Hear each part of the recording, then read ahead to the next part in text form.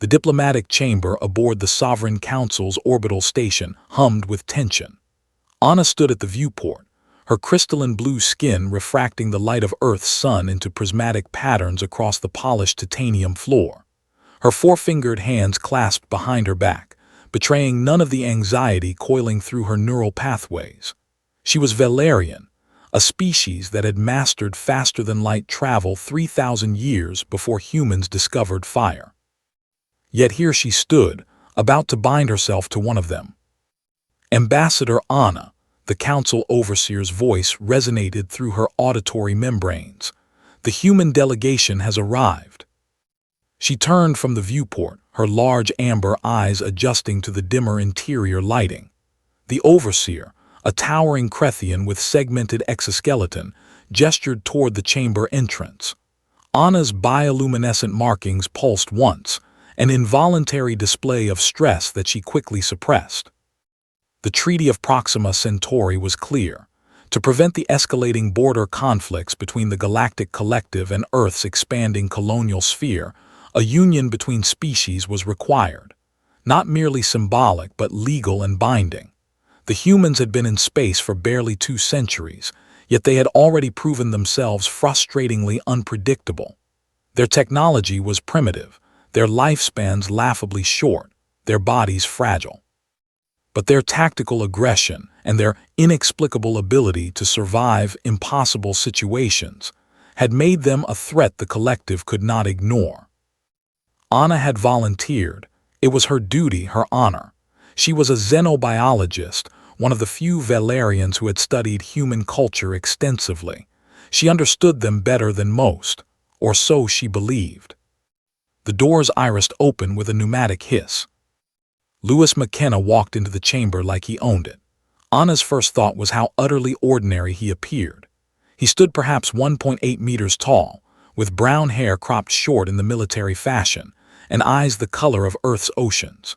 He wore the formal diplomatic uniform of the Terran Coalition, dark blue with silver accents, but carried himself with the loose confidence of someone who had seen combat.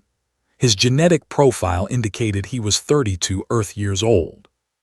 Young by human standards, ancient by the standards of his species' time in the galactic community. Ambassador Anna, he said, his voice carrying easily across the chamber. He didn't bow, didn't genuflect. Humans rarely did. I'm Captain Lewis McKenna, Terran Coalition Navy. I understand we're getting married. His directness was jarring. Anna's people spent months in courtship rituals, exchanging philosophical treatises and genetic compatibility analyses. Humans apparently preferred brevity. Captain McKenna, she replied in flawless English, her vocal cords, specially adapted for human language, producing sounds that still felt foreign in her throat. Yes, the ceremony is scheduled for tomorrow. I trust you understand the significance of this union. Lewis's expression shifted slightly. Something flickered in those blue eyes, amusement, resignation. Human micro-expressions were still difficult for her to parse. I understand that the collective thinks marrying me to one of their ambassadors will keep my people from expanding into the Antares sector, he said. I understand that this is supposed to create a bridge between our species. I also understand that your people think humans are dangerous primitives who need to be contained. Anna's bioluminescent patterns flared briefly. We do not think you are primitives, Captain. We think you are unpredictable. Your species' history is marked by conflicts that would have destroyed most civilizations. Yet you survived, thrived even. This troubles the collective. Because you can't control what you can't predict, Lewis said softly. Because peace requires understanding, Anna corrected. This union is meant to foster that understanding. Lewis studied her for a long moment. Then, unexpectedly, he smiled.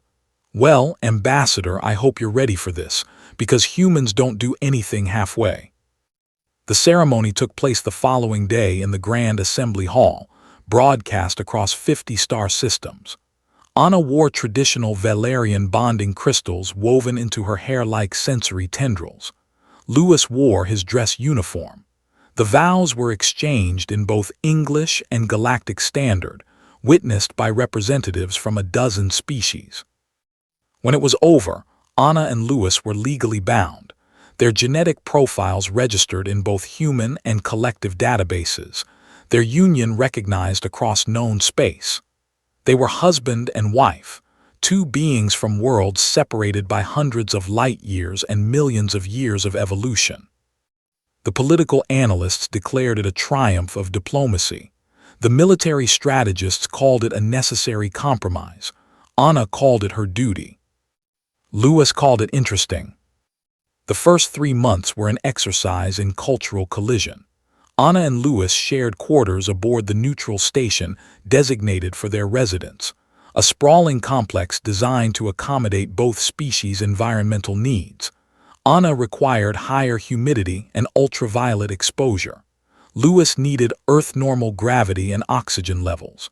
The habitation system struggled to find compromise. But they learned. Anna discovered that Louis had doctorates in theoretical physics and xenobiology, surprising for a military officer. Louis learned that Anna had served in the Valerian Exploration Corps before becoming a diplomat, and had seen her share of combat despite her people's philosophical objections to violence. They were both warriors pretending to be peacemakers. "Your people have been spacefaring for 3 millennia, Louis said one evening, studying a holographic display of Valerian technology. You've mastered quantum entanglement communication, zero-point energy extraction, and biological immortality. Yet you've never developed certain weapon systems that humans invented within decades of leaving Earth. Why?" Anna, who was reviewing human medical journals, their approach to treating disease was fascinatingly brutal and effective, looked up from her datapad. "Because we evolved beyond the need for such destructive capacity. Violence is inefficient." "Violence is a tool," Louis countered. "Like any tool, its morality depends on application." "Spoken like a human," Anna said, her bioluminescence pulsing in the pattern her people used for gentle mockery. Louis grinned, guilty as charged. But he didn't argue further. Instead, he asked her about Valerian philosophy, about the mathematical proofs of ethical behavior that her people had developed. Anna found herself explaining concepts she had taken for granted her entire life, seeing them anew through human eyes. In return, Louis told her about Earth, about the wars and the peace, the art and the science, the sheer chaotic beauty of a species that had clawed its way from the caves to the stars in the cosmic blink of an eye. He told her about human literature, about the poets and the dreamers who had imagined space travel centuries before it became possible. Anna began to understand why the collective feared them. Humans didn't just survive, they transformed. They bent reality to their will through sheer, stubborn persistence. The crisis came 6 months into their marriage. The Crethian Empire, never fully comfortable with human expansion, launched a surprise assault on the Terran colony of New Harmony. 3 million humans dead in the first orbital bombardment. The Crethians claimed it was a response to human aggression. The Terran coalition mobilized for war.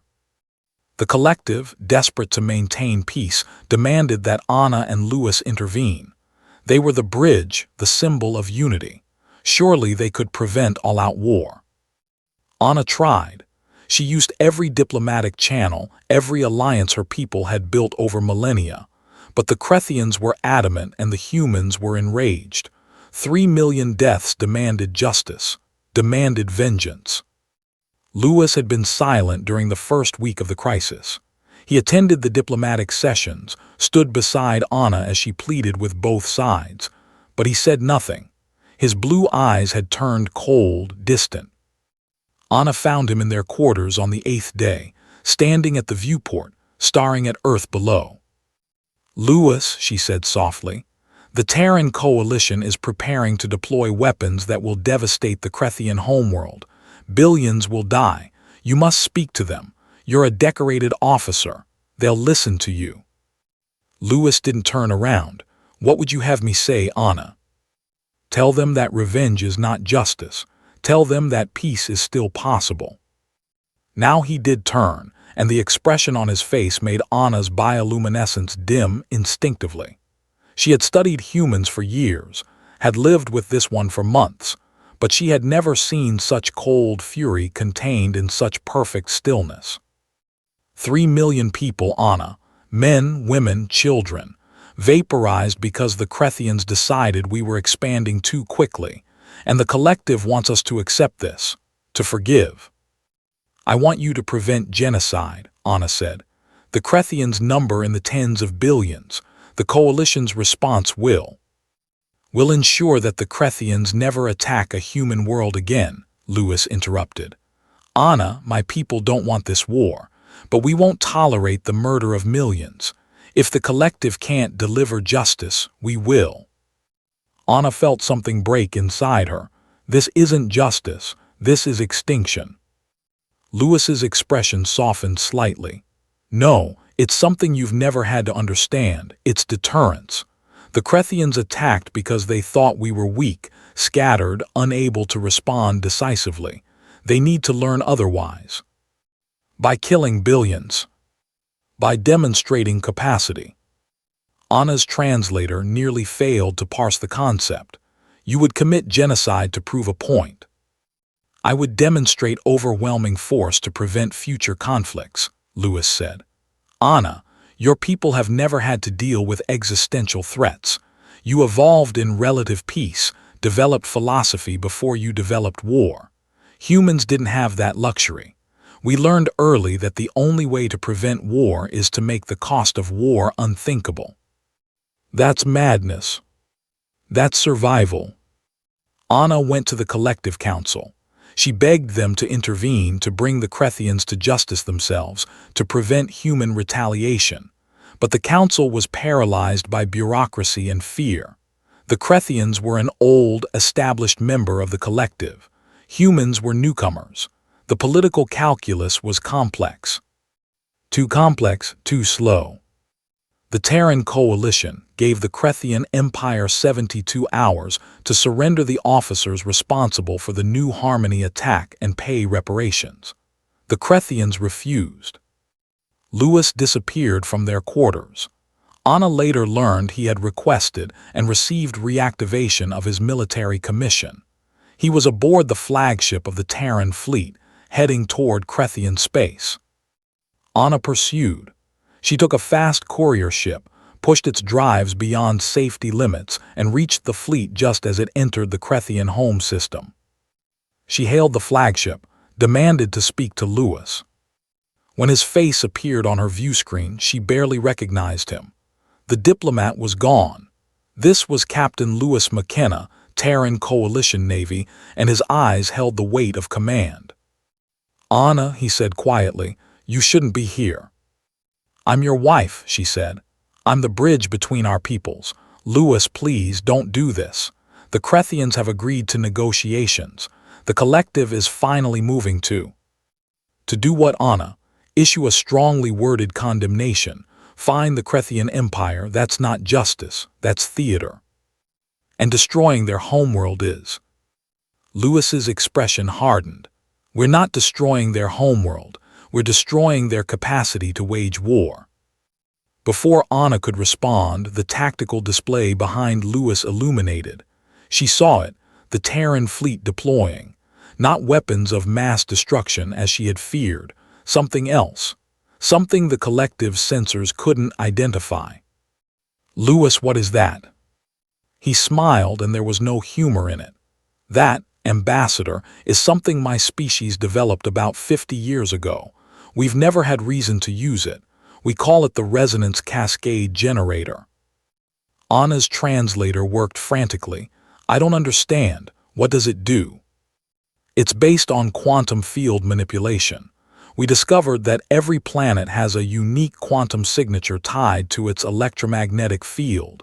The RCG disrupts that signature, permanently." Horror bloomed in Anna's chest. "You're going to crack their planet." "No, we're going to make it uninhabitable for advanced technology. Every computer, every power system, every artificial quantum state on the Krethian homeworld will collapse. They'll be thrown back to a pre-industrial state, but they'll live.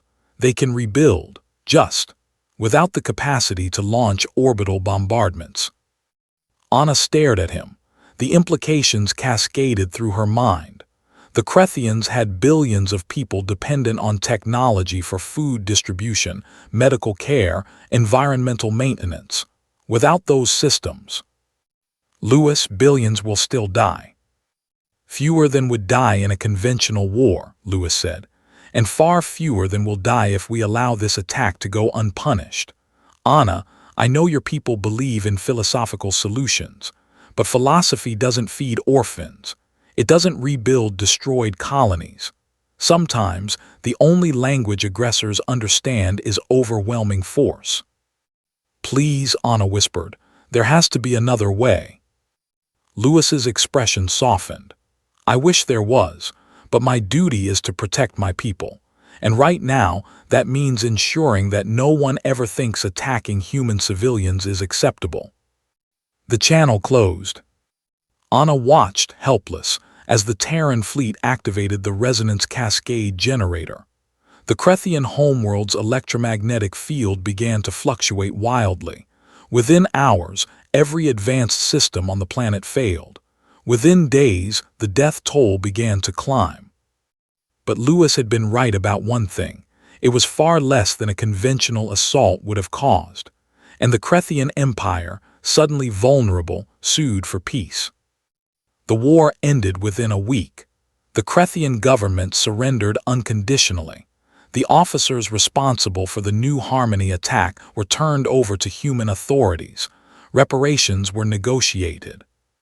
And the Galactic Collective looked at humanity with new eyes, eyes filled with fear. Anna returned to the neutral station. Lewis arrived 3 days later. They stood in their quarters, separated by meters and by the weight of what had happened. The collective is terrified, Anna said quietly. They thought they understood humans. They thought you were predictable, containable. They were wrong. Lewis nodded slowly. They wanted peace. So did we, but they confused peace with submission. Anna, my people will never submit. We'll cooperate, we'll negotiate, we'll build bridges, but we won't be victims. You wielded power that no collective species has dared to develop, Anna said. You crippled an entire civilization in hours. Do you understand what that means? Every species in the collective is now asking the same question. If humans can do this to the Krethians, what could they do to us? Good, Lewis said. Let them ask. Let them understand that attacking human worlds has consequences. That's not aggression, Anna, that's deterrence.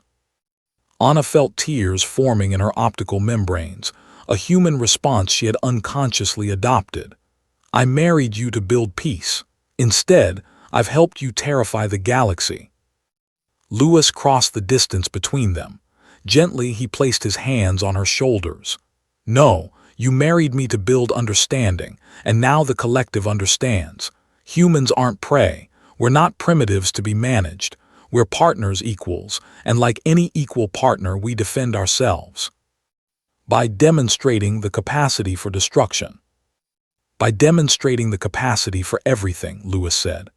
Anna, your people have had millennia to develop their civilization. You've created wonders, but you've also grown, comfortable. You've forgotten what it means to struggle, to fight for survival. Humans haven't. We carry that edge because we need it, because the universe doesn't care about our philosophy or our good intentions. It only respects strength. Anna looked up at him. This human, her husband, who contained such contradictions, gentle and brutal, thoughtful and decisive, peaceful and terrifying. I don't know if I can reconcile this, she admitted. The human I've come to know with the warrior who just crippled a civilization. Lewis smiled sadly. Then you're starting to truly understand humanity. We're both, Anna, always both. The poets and the warriors, the dreamers and the pragmatists. That's what makes us dangerous. That's also what makes us human. In the months that followed, the galaxy changed. The Terran Coalition was granted full membership in the Galactic Collective, with equal voting rights and representation. Human expansion into new sectors was negotiated rather than contested. And across 100 worlds, species that had once viewed humans as primitives now treated them with wary respect. Anna and Louis remained married, the bridge between two very different philosophies. She taught him the value of patience, of long-term thinking, of solutions that didn't require force. He taught her that sometimes, the only way to prevent violence was to demonstrate the capacity for overwhelming response. They never fully agreed, but they learned to understand. And understanding, Anna finally realized, was more valuable than agreement. One evening, as they stood together at the viewport watching Earth turn below, Louis spoke quietly.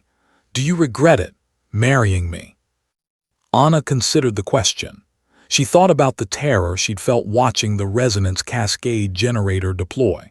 She thought about the diplomatic victories that had followed, the peace that had been achieved through strength rather than philosophy. She thought about the human beside her, who contained such contradictions. "No," she said finally, "I don't regret it, but I understand now why the collective feared this union. They thought by binding a human to one of us, they could contain your species. They were wrong." Louis laughed softly. "They were very wrong. You didn't just unleash power no alien could match," Anna continued. "You unleashed a way of thinking that challenges everything the collective believes. You proved that peace doesn't require everyone to think alike. It just requires everyone to respect each other's capacity to act."